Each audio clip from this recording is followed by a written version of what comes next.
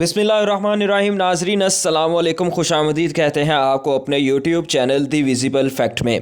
नाजरीन, पिछले कुछ घंटों में इंतहाई अहम डेवलपमेंट्स हुई हैं। सबसे ज़्यादा बड़ी डेवलपमेंट तो ये है कि परवेज़ इलाही साहब ने ARY पे इंटरव्यू किया और इस इंटरव्यू में उन्होंने बहुत से इंकशाफात किए। मैं देख रहा था बहुत से मुख्तलिफ चैनल्स पे, बहुत से यूट्यूब चैनल्स पे कि कुछ लोग जो हैं जो इमरान मुखालिफ हैं या इमरान खान का बुग़्ज़ रखते हैं अपने दिल में, वो उसमें से कुछ अपनी मतलब की चीज़ें निकाल रहे थे और कुछ जो है वो स्पेकुलेशंस कर रहे थे कि जी परवेज़ इलाही जो है उनका इत्तेहाद टूट रहा है, ये हो रहा है, वो हो रहा है। लेकिन परवेज़ इलाही साहब ने अपने इंटरव्यू में इस तरह की कोई बात नहीं की। पूरा इंटरव्यू जो है वो अगर आप उनका सुने तो आपको अंदाज़ा होगा कि परवेज़ इलाही इमरान खान के साथ जुड़ के खड़े हैं और 23 दिसंबर को असम्बलियाँ ही टूटेंगी।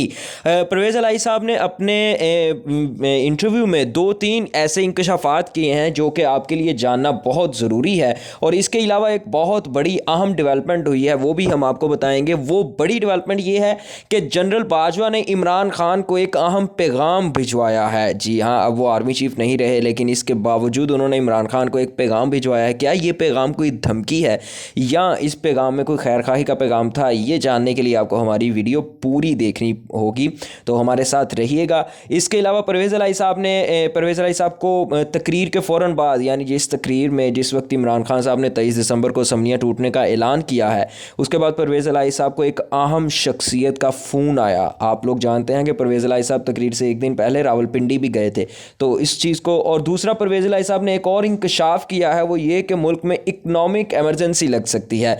इकनॉमिक एमरजेंसी क्या होती है और इसके लगने के नुकसानात क्या हैं, ये भी हम आपको बताएंगे। हमारे साथ जुड़े रहिएगा। हम अपनी वीडियो का आगाज़ करते हैं। सबसे पहले आपको बताते हैं कि परवेज़ इलाही साहब को किस शख्सियत का फ़ोन आया और उन्होंने अपने इंटरव्यू में क्या कहा। उन्होंने कहा कि जी, बाजवा साहब कहते हैं आप इमरान खान के साथ बैठ के मेरे खिलाफ बातें करते रहे हैं, आपने उन्हें क्यों नहीं रोका? तो एंकर जो हैं वो उन्होंने सवाल किया कि कल रात प्रेस कॉन्फ्रेंस के बाद आपका राब्ता हुआ है बाजवा साहब से? उन्होंने कहा राब्ता हुआ है लेकिन मेरा नहीं हुआ, पैगाम आया है। लेकिन बाजवा साहब की बात तो सही है, मुझसे खान साहब ने वादा किया था कि नहीं करता, यानी बाजवा साहब के खिलाफ बात नहीं करता, लेकिन कर दिया। तो एंकर ने सवाल किया कि तकरीर से पहले आपने रावलपिंडी में एक दौरा किया था, तो उसके जवाब में उन्होंने कहा कि हमारा इस्टेब्लिशमेंट से राब्ता कभी नहीं टूटा, वो हम सियासतदानों से ज़्यादा समझदार हैं, उनमें जिगरा भी बहुत है। मुनिस ने आके फिर खान साहब को सब बता दिया जो उस मीटिंग में हुआ था। कल तकरीर से पहले और मुशावरती इजलास से पहले खान साहब को वो चीज़ें बताई जिसका नुकसान हो सकता है उनसे, यानी इमरान खान से हमने कोई चीज़ नहीं छुपाई। तो फिर एंकर ने उनसे सवाल किया कि वहाँ जहाँ आप मुशावरत के लिए रावलपिंडी गए थे, वहाँ से कहा गया कि असम्बलियाँ ना तोड़ें, सिस्टम चलने दें। तो परवेज़ इलाही साहब ने कहा कि ज़ाहिर है वो समझते हैं कि इकॉनमी का मज़ीद बेड़ा गर्क हो जाएगा, वो नहीं चाह रहे जो हो रहा है इस तरह हो, वो चाहते हैं कि निज़ाम चले और पंजाब असम्बली भी चले। उन्होंने कहा कि अगर आप इस तरह करेंगे तो वफाकी हुकूमत इकनॉमिक एमरजेंसी भी लगा सकती है।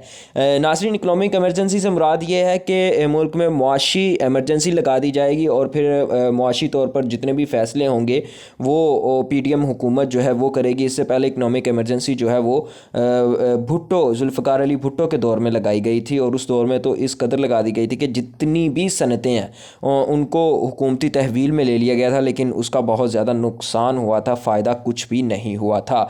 तो एंकर ने सवाल किया कोई इकनॉमिक एमरजेंसी लग सकती है? तो परवेज़ इलाही साहब ने कहा कि वो तो अभी बहुत दूर की बात है, मुझे नहीं पता क्या करते हैं वो PDM वाले। तो एंकर ने फिर सवाल किया सिविल मिलिट्री ताल्लुकात से क्या लगता है जल्द इंतखाबात होंगे? परवेज़ इलाही ने जवाब दिया एक फैक्टर आप भूल रहे हैं, चीफ इलेक्शन कमिश्नर इस टाइम वो सारियां दे अब्बा जी बने ने, वो किसी ना कोई घट नहीं कर रहे, कभी कोई चीज़ निकाल लेते हैं कभी कोई। तो फिर एंकर ने दोबारा सवाल किया कि आरिफ अलवी की क्या ख्वाहिश थी? उन्होंने कहा वो बड़े विजन वाले आदमी हैं, PTI में वो बड़ा सियाना आदमी है, उसने मुझे कहा कि कोशिश जारी रखें, इसको टालें, यानी असम्बलियाँ तोड़ने को। फिर उन्होंने कहा कि नई मिलिट्री लीडरशिप से आपकी मुलाकातें हुई हैं? उन्होंने कहा नहीं, मुलाकातें नहीं हुई, उस दिन गए थे वहाँ तो बाजवा साहब से मुलाकात हुई और वो भी मिले। यानी कि परवेज़ इलाही की एक दिन पहले जो रावलपिंडी में मुलाकात हुई थी वहाँ पे बाजवा साहब भी मौजूद थे। इस चीज़ से आप अंदाज़ा लगा सकते हैं कि नई मिलिट्री लीडरशिप जो है वो बाजवा साहब के बहुत करीब है और इमरान खान बाजवा साहब के बहुत ख़िलाफ़ हैं।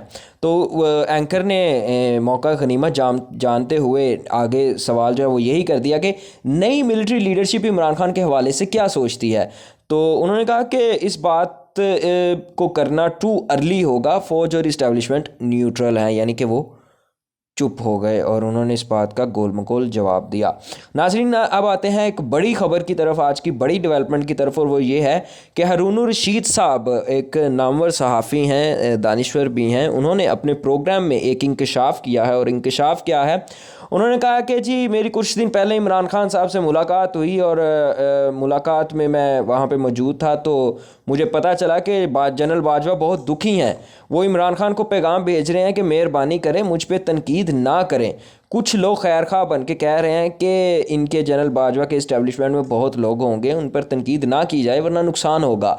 ये मशवरे जो हैं वो शाह महमूद कुरैशी, फवाद चौधरी दे रहे थे। मेरी खबर है जुम्मे को असम्बलियाँ टूट जाएंगी। तो नाज़रीन, ये थी आज की वीडियो। आपको आज की वीडियो किस तरह की लगी हमें कमेंट सेक्शन में ज़रूर बताइएगा, और अगर आपको पसंद आई हो तो लाइक कीजिएगा और अपने दोस्तों के साथ शेयर भी ज़रूर कीजिएगा।